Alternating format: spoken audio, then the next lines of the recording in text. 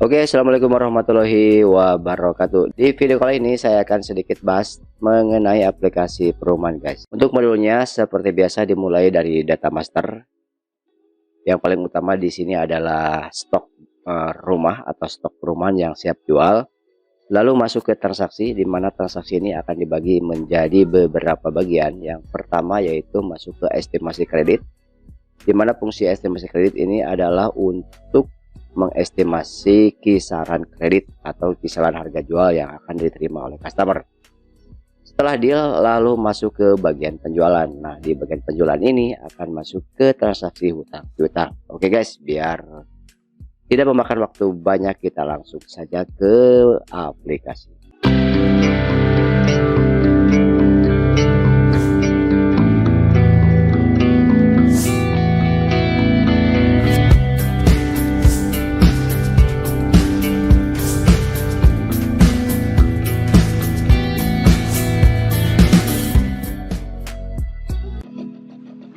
Oke, kita langsung saja ke aplikasinya. Aplikasinya kalau kalian sudah install maka akan ada shortcut seperti ini ya. Jadi shortcutnya berupa rumah kayak gini.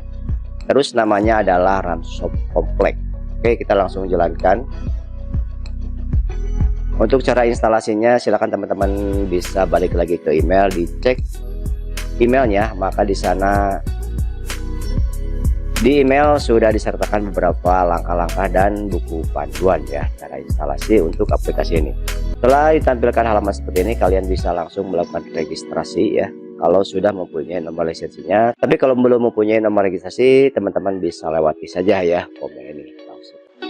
Oke, kita langsung close saja, lewati ya. Berikutnya teman-teman akan diarahkan ke form login. Nah, untuk login defaultnya adalah kalian untuk login teman-teman bisa gunakan admin, passwordnya admin juga huruf kecil semuanya ya.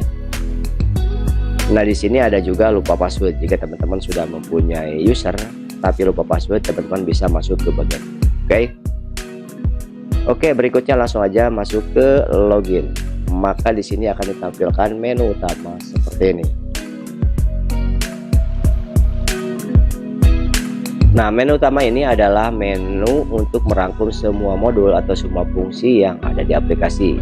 Secara garis besar di sini saya bagi menjadi beberapa bagian penting. Yaitu yang pertama bagian data, di mana data ini adalah bagian data master yang mungkin akan diisi cuman satu kali isi ya ketika aplikasi diinstal. Kecuali ada data-data baru, teman-teman bisa gunakan aplikasi yang ada di modul data ini. Berikutnya di sini ada modul transaksi. Nah, ini modul yang paling sering akan kalian pakai nantinya ya. Jadi di sini adalah berhubungan dengan transaksi, terutama dengan tagihan-tagihan dari customer, yaitu istilahnya piutang customer dan piutang bank kredit kalau penjualannya via KPR. Berikutnya di sini ada accounting. Accounting adalah untuk mencatat semua transaksi mulai dari pembelian sampai penjualan produk, atau yang di sini adalah produk-produk perumahan mulai dari pembuatan jurnal umum, neraca, rugi laba dan lain sebagainya. Jadi teman-teman silakan gunakan accounting ini untuk pembukuan semua transaksi yang terjadi di perusahaan teman-teman. Berikutnya di sini ada laporan. Laporan di sini tidak terlalu banyak karena laporan di sini adalah hanya untuk menampilkan semua data yang pernah terjadi di transaksi ini. Jadi ini transaksinya simple, tidak terlalu banyak karena untuk aplikasi yang versi ini adalah versi 1, jadi tidak terlalu banyak modul guys. Oke, lalu berikutnya ada pengaturan. Kalau pengaturan lebih ke pengaturan sistem mulai dari network. Jadi kalau teman-teman sudah ada jaringan client server, maka kalian bisa gunakan halaman ini untuk mengkoneksikannya. Lalu di sini ada setting company, di mana setting company ini adalah untuk merubah nama dari perusahaan teman-teman. Biasanya nama dan nama company, alamat dan nomor telepon ini akan dipakai di surat nantinya ya. Oke, lanjut ke bagian database. Kalau ini database adalah backupan dari beberapa database. Oke, untuk mempersingkat waktu kita langsung saja ke bagaimana cara menggunakan aplikasi Komplek ini guys. Pertama yang harus teman-teman siapkan adalah data rumah. Walaupun di sini ada beberapa bagian yang ada kaitannya dengan rumah ini guys. Jadi Yang paling penting nantinya akan sering dipakai adalah data rumah ini. Tapi di bagian atasnya ada data proyek, lahan, dan legalitas. Ini adalah komponen yang diperlukan untuk menentukan atau untuk mencari atau untuk memfilter ya data rumah itu sendiri. Jadi ketika kalian masuk ke data rumah, di sini kalian bisa mengetahui berdasarkan proyek, berdasarkan blok, tipe, nomor coupling, atau tidak ada filter sama sekali. Jadi kalian kalau di sini data proyek digunakan, misalkan proyek 1 lokasinya di Garut Utara misalkan. Nah, peruntukannya untuk perumahan, luas lokasi, jumlah couplingnya itu kira-kira akan menjadi berapa coupling, jumlah unitnya akan menjadi berapa unit. Lalu di sini banyak ya, ada periode proyek 15 tahun misalkan. Lalu di sini ada nilai penjualan. Jadi data proyek ini adalah lebih ke data awal atau data pembelian lahan. Tapi untuk aplikasi yang versi 1, data proyek ini tidak terlalu berpengaruh ke transaksi nantinya ya, karena di sini hanya merupakan catatan-catatan aja, belum berhubungan dengan data keuangan di jurnalnya. Nah, di versi berikutnya nilai-nilai ini akan digunakan sebagai data di accounting ya. Oke, kita langsung saja masuk ke bagian data. Di data ini yang akan sering dipakai nantinya adalah data rumah ini guys, dimana di data rumah ini adalah rekap atau kumpulan rumah yang siap jual. Jadi di data rumah ini kalian bisa melihat status dari posisi atau dari stok lah istilahnya ya, stok rumah apakah sudah terjual atau masih ada. Jadi kalau statusnya masih ada, ini masih bisa dijual. Terus di bagian paling kiri di sini ada gambar. Gambar ini adalah gambar dari rumah. Kalau teman-teman isi nanti warnanya berubah jadi biru seperti ini, tapi kalau tidak ada gambarnya warnanya abu-abu. Dan kalau diisi gambarnya, teman-teman tinggal klik untuk melihat bentuk dari gambar rumahnya. Oke.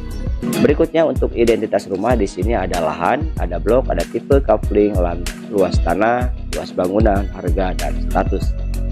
Oke, berikutnya kita masuk ke bagian entry data rumah. Entry-nya teman-teman bisa masuk ke bagian edit atau new untuk rumah baru. Tapi untuk contoh kali ini saya akan buka data yang sudah di entry, contohnya misalkan L002. Untuk melihat form input dari data rumah, teman-teman bisa klik new atau edit untuk melihat data yang telah tersimpan sebelumnya. Maka entry-nya akan seperti ini. Nah, ini adalah form entry untuk data rumah.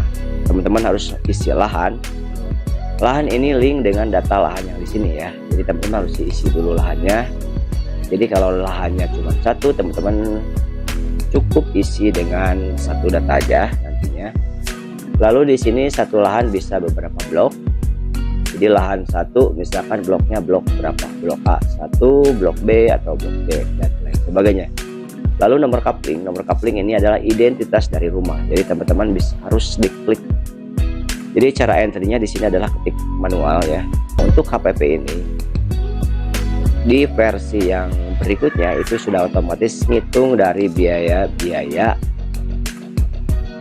yang dikeluarkan dari proses pembangunan. Ini seperti contoh di sini ada pasang listrik, PDAM, jalan dan lain-lain. Ini ada 4 juta, maka 4 juta ini akan masuk ke HPP ini guys. Tapi untuk versi 1 ini HPP-nya adalah manual, jadi tidak berpengaruh untuk item-item yang di bawahnya ini.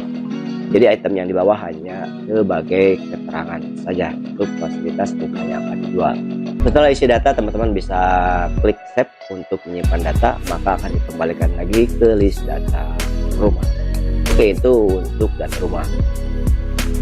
Untuk pencariannya, teman-teman bisa untuk pencarian data rumahnya, jika datanya sudah ribuan, teman-teman sangat dimudahkan sekali, yaitu tinggal klik di sini, misalkan L01, maka di sini akan yang muncul adalah lahan 01 saja ya, atau dikosongkan untuk menampilkan semuanya.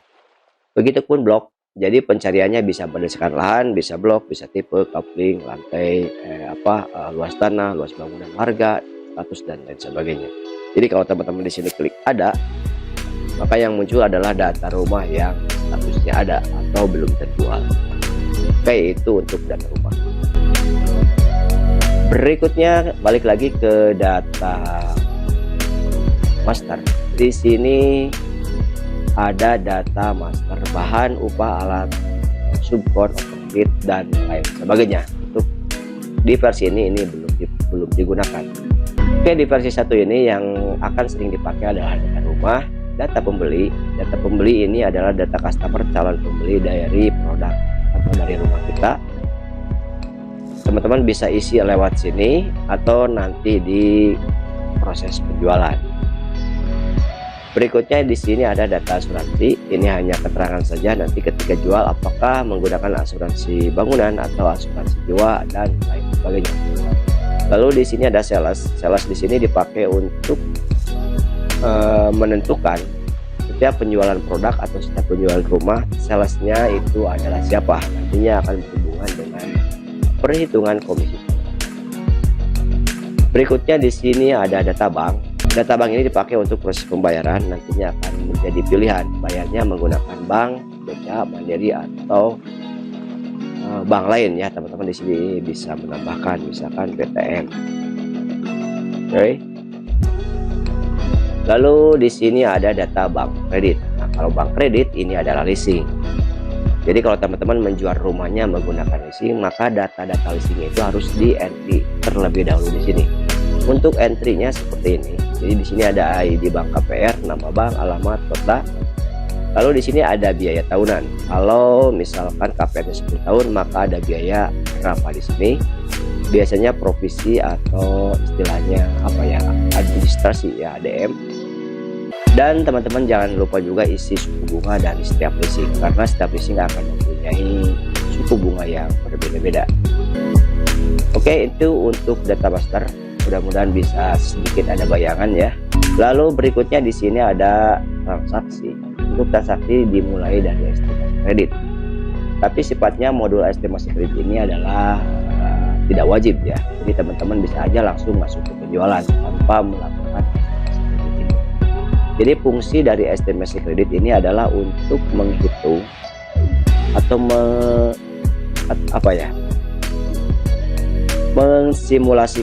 mensimulasikan kredit yang akan diambil oleh customer. Jadi di sini itemnya atau kolom-kolomnya seperti ini. Pertama di sini akan menentukan couplingnya nomor berapa, karena di data coupling ini sudah ada harga jualnya seperti ini ya. Jadi secara otomatis harga jual di sini akan otomatis keluar, atau teman-teman bisa aja langsung manual ketik kalau di data rumahnya tidak diisi. Lalu berikutnya jika ada diskon, teman-teman di sini bisa masukkan secara manual persentase ya, langsung keluar bunganya, atau bisa juga langsung rupiah. Misalkan di sini kasih 10 juta. Misalkan seperti itu, bisa saja ya. Jadi bisa manual atau bisa melewat persentase. Maka berikutnya akan dihasilkan harga jual dikurangi diskon. Ini setelah didiskon. Lalu di sini ada PPN, kalau ada teman-teman bisa masukkan, sama seperti diskon, bisa isi berdasarkan persen atau langsung ya. Lalu ada BPHTB. Nah, nantinya akan mendapatkan nilai seperti ini. Jadi dari harga setelah diskon ditambah PPN ditambah BPHTB, hasilnya seperti ini. Misalkan untuk kali ini saya isi misalkan 10%, ininya saya kurang tahu berapa persen, 5 misalkan ya. Lalu di sini ada uang muka customer. Misalkan untuk KPR minimal DP 40% misalkan ya. Berarti customer harus membayar di awal itu senilai 145 juta. Oke. Berikutnya masuk ke bagian paling kanan di sini ada booking fee. Nah, ini kalau booking fee misalkan kita isi 5 juta, di mana booking fee ini akan mengurangi total pembayaran dari uang muka ya. Nah, di 5 juta jadi otomatis 14 hasilnya, jadi sisanya 140 juta 748. Nah, ini yang harus dibayarkan oleh customer untuk uang muka, dan yang ini harus dibayarkan oleh customer sebagai nilai KPR yang akan dibagi berdasarkan lama angsuran. Oke, berikutnya kita masuk ke bagian pembayaran. Di sini ada jenis pembayarannya, ada KPR, ada soft cash, ada juga hard cash tunai ya. Kalau pilih KPR, maka di sini pilihannya kita bisa gunakan KPR bank mana. Nah, ini seperti tadi saya jelaskan, di sini ada bank kredit. Jadi bank kredit ini adalah untuk keperluan di sini. Jadi kalau bank kreditnya ada 2 atau 3, maka di sini akan muncul 2 atau 3 juga. Berikutnya lama kredit, misalkan saya pilih yang 20 tahun, maka suku bunganya di sini otomatis akan terisi dari suku bunga yang telah ditentukan di data bank kredit tadi ya. Ini tidak keluar karena tidak disetting. Tapi walaupun tidak diisi, teman-teman di sini bisa isi manual guys. Kan 0,1 saya kurang tahu ya.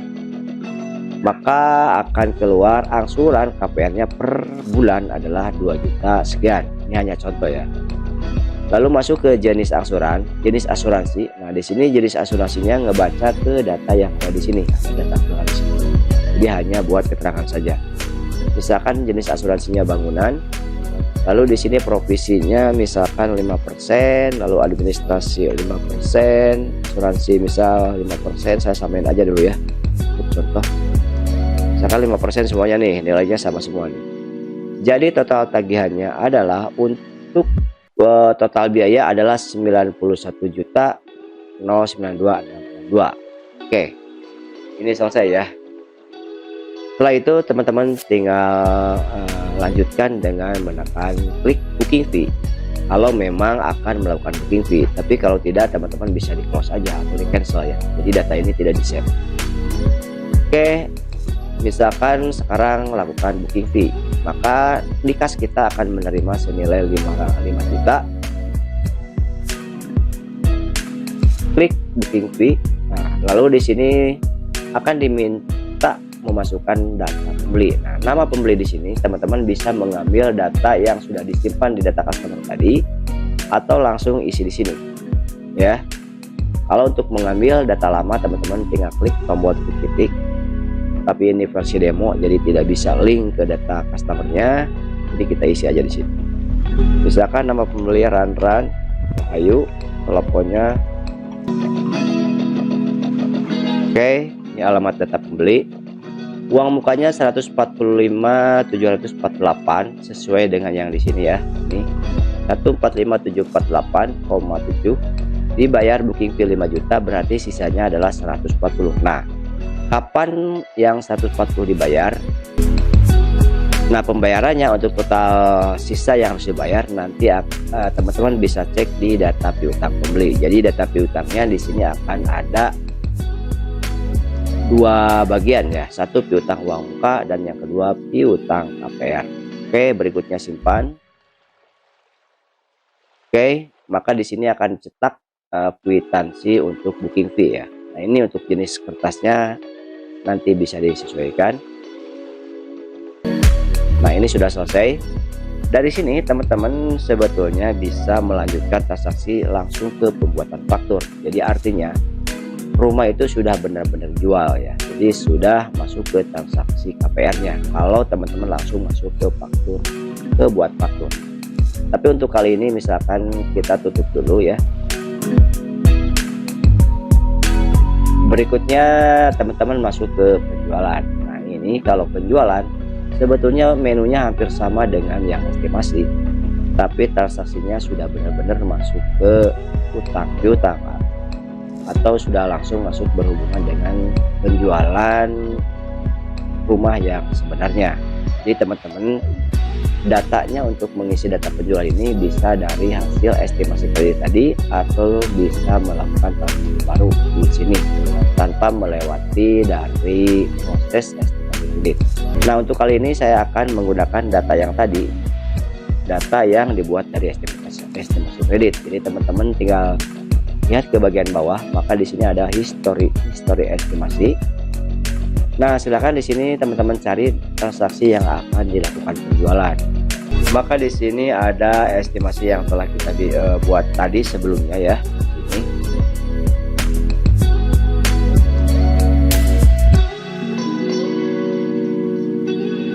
Sekarang tanggal 23 ya. Oke, dari sini teman-teman masuk ke edit. Nah, di sini teman-teman bisa langsung masuk ke pembuatan faktur jika transaksi ini akan dilanjutkan ke penjualan. Klik buat faktur. Maka di sini akan dilanjutkan ke transaksi berikutnya, yaitu penjualan rumah. Jadi status rumah A01 ini akan menjadi terjual ya. Oke, setelah ini teman-teman tinggal klik aja. Nah, di bagian sini teman-teman silakan rubah kalau ada yang akan dirubah, dan klik save jika datanya sudah dianggap benar. Simpan. Maka akan masuk pembayaran seperti ini. Lalu di sini teman-teman bisa masuk catatan, misalkan catatannya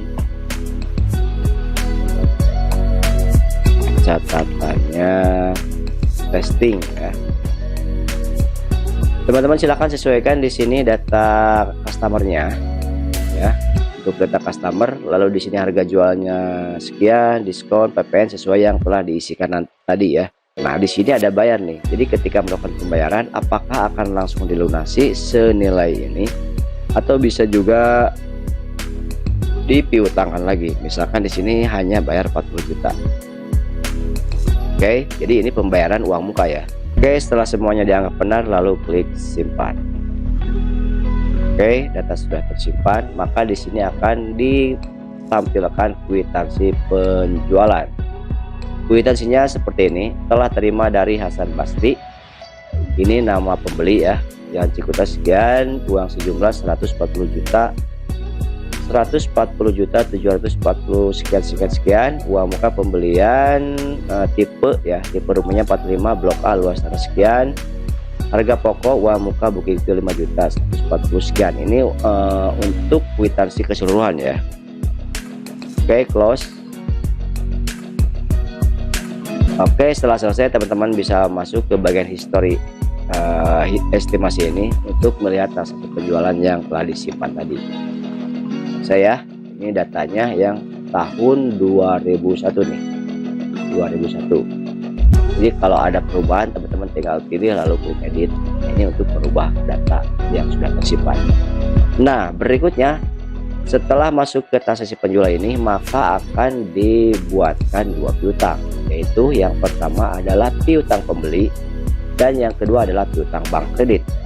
Di mana piutang pembeli ini adalah piutang dari uang muka yang belum selesai dibayarkan tadi guys. Kita lihat dulu data piutang pembeli. Data piutang pembeli ini adalah data piutang untuk uang muka ya. Jadi kalau kita lihat data-data sebelumnya,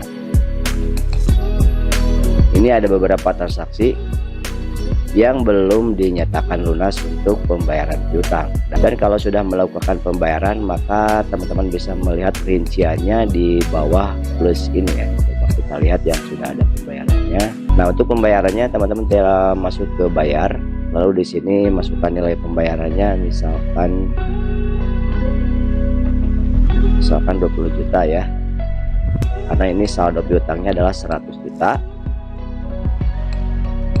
Dari total 145 dikurangi booking fee, dikurangi bayar di muka tadi 40. Jadi sisanya adalah 100 juta.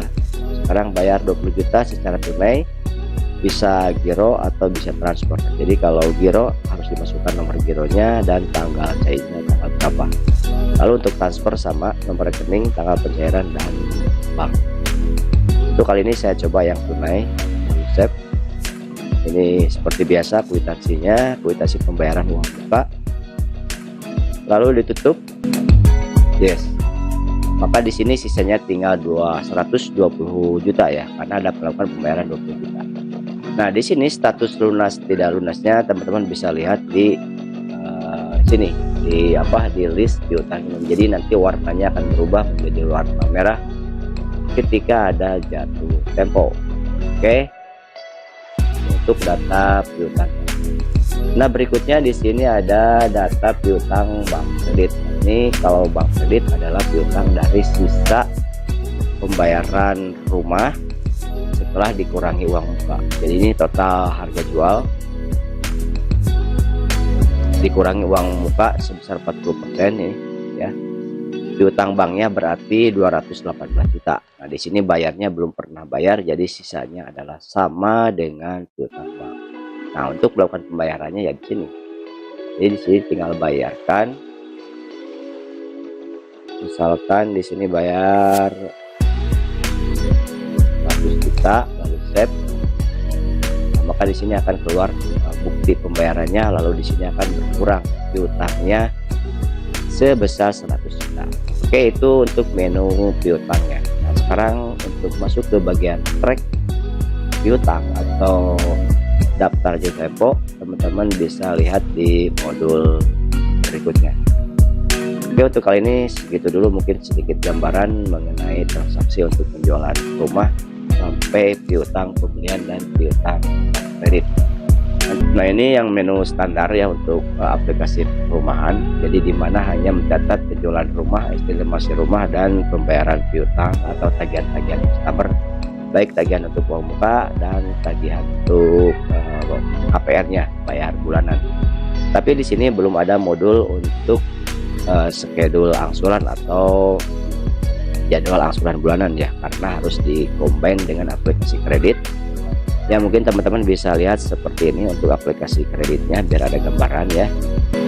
Nah, untuk contoh tagihan atau laporan angsuran per klien atau per customer, teman-teman bisa lihat contoh yang seperti ini ya. Dimana di sini adalah data member yang melakukan pembelian ke KPR. Ini tanda untuk abu ini adalah sudah lunas ya, sudah lunas abu. Yang belum lunas bisa pilih yang belum lunas, warnanya merah. Merah ini adalah jatuh tempo.